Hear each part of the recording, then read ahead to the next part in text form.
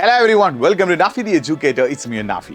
10th ക്ലാസ്സിൽ പഠിക്കുന്ന വിദ്യാർത്ഥികൾക്കുള്ള പ്രധാനപ്പെട്ട ഒരു അപ്ഡേറ്റുമായിട്ടാണ് ഞാൻ വന്നിട്ടുള്ളത്. അപ്പോൾ 10th ക്ലാസ്സിലെ വിദ്യാർത്ഥികൾ സോഷ്യൽ സയൻസ് പഠിക്കുന്ന ആളുകളാണെങ്കിൽ നിങ്ങൾ സോഷ്യൽ സയൻസിൽ സോഷ്യൽ സയൻസ് 1 അഥവാ ഹിസ്റ്ററി ആണോ സോഷ്യൽ സയൻസ് 2 അഥവാ ജോഗ്രഫി ആണോ നിങ്ങൾക്ക് ഏറ്റവും ടഫ് എന്നുള്ള കാര്യം നിങ്ങൾ ആദ്യം ഒന്ന് കമൻറ്റ് ബോക്സിൽ ടൈപ്പ് ചെയ്യുക. 10th ക്ലാസ്സിലെ ഫസ്റ്റ് പാർട്ട് ടെക്സ്റ്റ് ബുക്ക് നിങ്ങളിങ്ങനെ പഠിച്ചുകൊണ്ടിരിക്കുകയാണ്. ഫിസിക്സ്, കെമിസ്ട്രി, മാത്സ്, ബയോളജി എല്ലാ സബ്ജക്റ്റിനെയും ഫസ്റ്റ് പാർട്ടിലൂടെ നമ്മളിങ്ങനെ കടന്നുകൊണ്ടിരിക്കുകയാണ്. മറ്റൊരു കാര്യം കൂടി നിങ്ങൾ കമൻറ്റ് ചെയ്യണം, നിങ്ങൾക്ക് ഓരോ സബ്ജക്റ്റിലും ഏതൊക്കെ ചാപ്റ്റേഴ്സ് എടുത്ത് കഴിഞ്ഞിട്ടുള്ളൊരു കാര്യം കൂടി നിങ്ങൾ കമൻറ്റ് ചെയ്യുക. അപ്പോൾ നമുക്ക് ഫസ്റ്റ് പാർട്ട് ടെക്സ്റ്റ് ബുക്ക് കഴിഞ്ഞതിന് ശേഷം നിങ്ങൾക്ക് ഒരു സെക്കൻഡ് പാർട്ട് കൂടി ഉണ്ട്. അതായത് മിക്കവാറും ഒരു സെപ്റ്റംബർ മുതൽ നിങ്ങൾക്ക് സെക്കൻഡ് പാർട്ട് ടെക്സ്റ്റ് ബുക്കിലേക്ക് നിങ്ങൾക്ക് സ്കൂളിൽ നിന്ന് കടക്കാൻ ചാൻസ് ഉണ്ട്. അപ്പോൾ ഈ സെക്കൻഡ് പാർട്ട് ടെക്സ്റ്റ് ബുക്കിലെ ചാപ്റ്റേഴ്സിനെ കുറിച്ച് നമുക്ക് ഒരു ഐഡിയ ഇല്ല. പക്ഷേ ബഹുമാനപ്പെട്ട വിദ്യാഭ്യാസ മന്ത്രി ശ്രീ ശിവൻകുട്ടി സാറ് ഒരു വാർത്താ സമ്മേളനത്തിൽ ഒരു പുതിയ കാര്യം പറയുണ്ടായി. സോഷ്യൽ സയൻസിന് സെക്കൻഡ് വോളിയം ടെക്സ്റ്റ് ബുക്കിൽ ഗവർണറുടെ അധികാരങ്ങളുമായിട്ട് ബന്ധപ്പെട്ട ഒരു പാഠഭാഗം ഉൾപ്പെടുത്തുമെന്ന്. അപ്പം സെക്കൻഡ് പാർട്ട് ടെക്സ്റ്റ് ബുക്കിൽ സോഷ്യൽ സയൻസിന് സെക്കൻഡ് പാർട്ട് ടെക്സ്റ്റ് ബുക്കിൽ നിങ്ങൾക്ക് ഗവർണറുടെ അധികാരങ്ങളുമായിട്ട് ബന്ധപ്പെട്ട കാര്യങ്ങളുള്ള ഒരു പാഠഭാഗം നിങ്ങൾക്ക് കാണാൻ സാധിക്കുന്നുള്ളൊരു കാര്യം നിങ്ങൾ ആദ്യം മനസ്സിലാക്കി വെക്കുക. മിക്കവാറും ഗവർണറുടെ അധികാരങ്ങളുമായിട്ട് ബന്ധപ്പെട്ട കാര്യങ്ങൾ എക്സാമിന്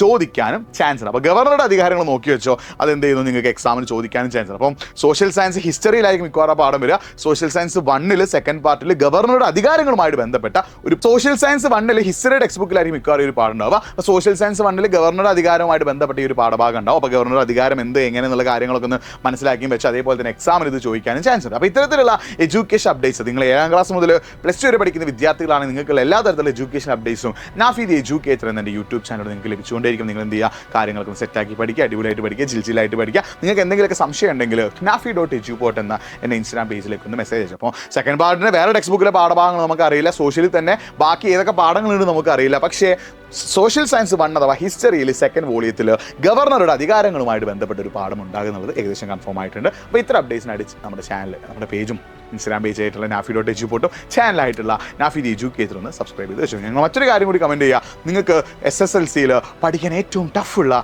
വിഷയം ഏതാണ്? ഈ ഒരു കാര്യം കൂടി നിങ്ങൾ എന്ത് ചെയ്യുക, കമൻറ്റ് ബോക്സിൽ ടൈപ്പ് ചെയ്യുക. മറ്റൊരു വീഡിയോ ആയിട്ട് വീണ്ടും കാണാം. It's me Nafi signing off. By.